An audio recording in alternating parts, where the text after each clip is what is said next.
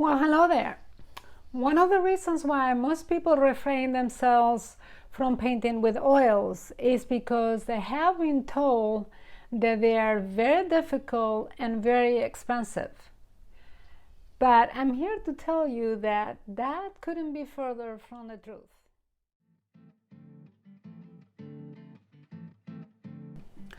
I have tried many mediums in the past, and they can all get very complicated if you let them. Furthermore, they all have limitations that oil paint doesn't have. With oils, you can make a painting look like a watercolor and even a pastel painting. But you cannot make a pastel painting or a watercolor painting look like an oil painting. Also, in watercolor, you need to have many hues and many different colors to create the hues that you want to have in your painting. And the same is with pastels. You need a lot of pastel sticks to create the layers that will give you the impression and the illusion of different hues. But this is not the case with oil painting. In oil painting, you just need three colors, three primary colors plus white. And I'm going to show you exactly which of the three primary colors you need to make every hue that you want. So stick with me to find out. The image that I chose for our painting is going to be this red pear, and I set it up by a north light window, so it's getting cool light from the left. Is 8 by 8. The canvas is going to be this wooden board already coated with gesso too. And then I printed two more photos to show you. This one is in black and white and it has 6 values. This is the posterized version, the color one, in which you can really see clearly define the difference between the temperature, and this one is also level 6, so it corresponds with the black and white one of the values. Okay, now you don't have to print it, you can have the pear in front of you. A pear will be cheap, you can set it up by the window and you can get to work. But I have a printer and I wanted to show you all these different ones, so I will be working from photographs. We're not even going to use any medium whatsoever, no medium, okay? A generous size palette knife, but if you're more comfortable with a smaller one, you can use a smaller one. And then the brushes. You can use as little as 3 brushes, or you can use as much as 50. Now this is the assortment of brushes that we're going to use, so different sizes of flats, different sizes of blending ones. These are very soft. This is a rosemary comb brush, half an inch, and 2 bristles, different sizes, and these are going to be for the beginning when we're doing the drawing. All right, when we're putting the images in here, we're going to be using the bristles at first. And then I have 5 different sizes of filbers, because the filbers are the ones that I'm going to be using the most. So from the smallest size to the larger size. The larger size will be used primarily for the background. Now the paints that we're going to be using are going to be just 3 primaries plus white. So the white will be titanium white. Then for yellow, it's important that it's a transparent yellow, and it says Windsor yellow. My red is going to be transparent too, and it's permanent rose. And my blue will be very transparent too, which is Windsor blue. Basically anything under the sun you can paint with just these 3 primary colors plus white. Now in addition to this, I'm going to be using ivory black to make the grayscale and the grays. So really you don't need 400 colors, you just need 3 primaries plus white, and you don't even need the black, but if you have the black it will be useful. what I call holies. And this helped me see and identify values. So I have a big one right here, and I make them like this. And I have two different sizes. This is smaller. And with all this, we're ready to work. This is the color wheel, and it shows you the three primary colors, which are yellow, blue, and red. And this is the chart that we can make by mixing all those colors. There it is plenty to finish any painting you want. I began by toning the canvas with a mixture of Winsor yellow, phthalo blue, and permanent rose. And what I do is I put a little bit of each color in the brush. I do not mix them together because I like to be the color broken down a little bit. So some areas will be more yellow, others will be more red, others will be more blue. And even though most of this will be covered later with the paint, but the key here is to keep my interest and having fun. If I'm not having fun, then I'm not painting. So I want to make it as interesting as possible, and that is my approach. After I've done the background, then I take a sock and I wipe it up to take as much of the paint as possible. We are not using any medium here, so if the paint is too thick, we will not be able to paint the next day. The next thing that I do is I rebuild the form by lifting the paint with a bristle brush. So I'm really drawing negatively. I'm not adding any paint. I am subtracting. This is the main way I draw anything. I use the sock, and the reason why I like the sock is because it stays in my hand and doesn't move. The wiping method is easier to do with a rigid surface that has no give. The canvas is too bouncy. I use my hand pressure to reveal lighter or darker areas. I am pretty rough at this stage. I don't want to refine anything.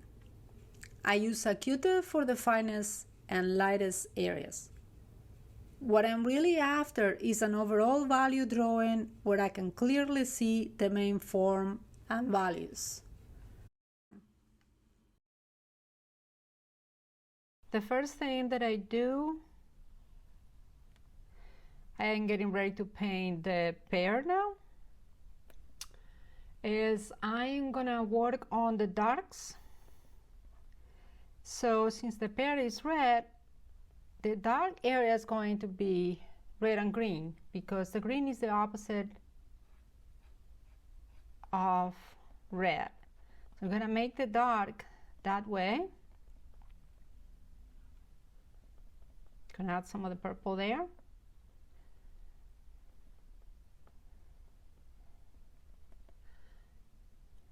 And I'm gonna lighten up because it's not really that dark.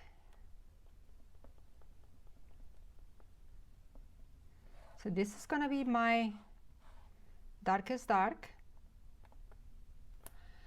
Now it's gonna get towards the light. As it gets towards the light, it becomes more red.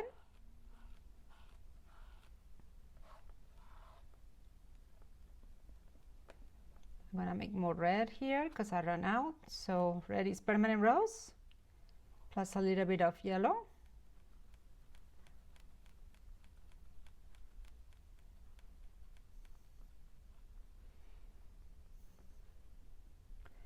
This is definitely more red.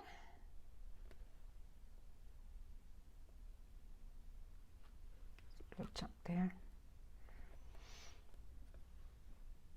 I'm gonna lighten up just a smidge. And then the core of the pear is just as red as it can be.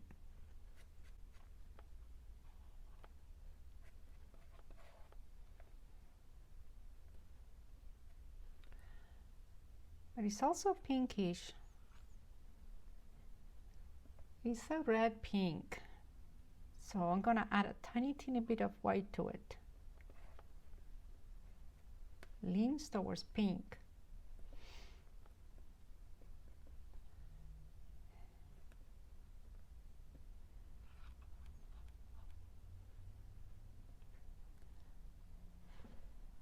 Then it becomes lighter.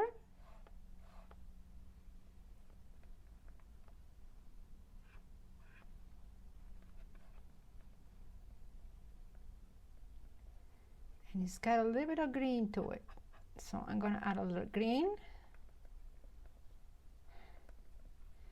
and a little yellow.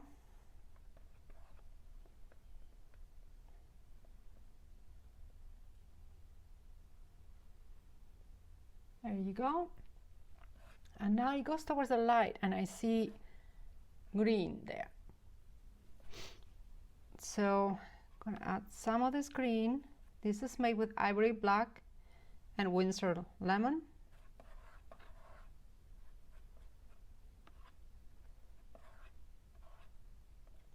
And I always attach some of the previous color there.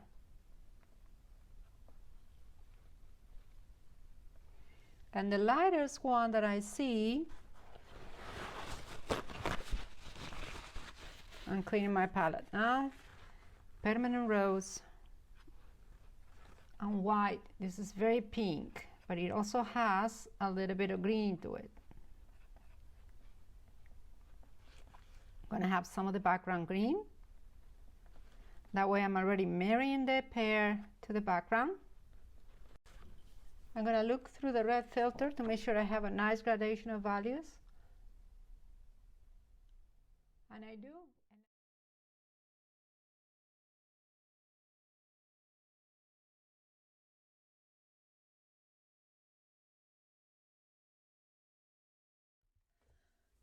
I began painting the background, and I always do the background first because the background dictates how bright the object, in this case the pear, needs to be.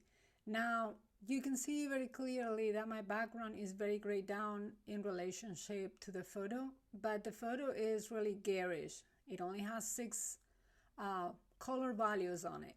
So the main thing what I use the posterized photo is just to show me where the cools and the warms, where the greens and the reds are going to be.